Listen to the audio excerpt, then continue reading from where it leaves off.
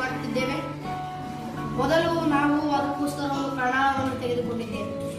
ಸ್ವಲ್ಪ ಪ್ರಮಾಣದ ಬೇಯಿಸದೇ ಇರುವ ಘಟಕಾಂಶ ಅಥವಾ ಆಹಾರವನ್ನು ತೆಗೆದುಕೊಳ್ಳಬೇಕು.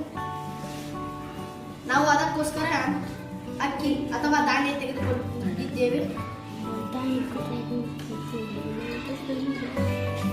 ಪ್ರಾಣದಲ್ಲಿ ಹಾಕಿದ ಮೇಲೆ ಅದಕ್ಕೆ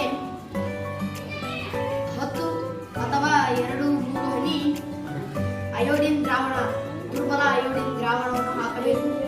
ಮೊದಲಿಗಾಗಿ ನಾವು ದುರ್ಬಲ ಅಯೋಡಿನ್ ಅನ್ನು ಮಾಡಿ ತೆಗೆದುಕೊಂಡಿದ್ದೇವೆ.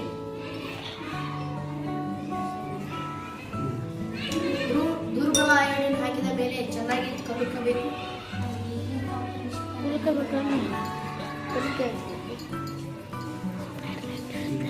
ಕಪ್ಪು ಮಿಶ್ರಿತ ನೀಲಿ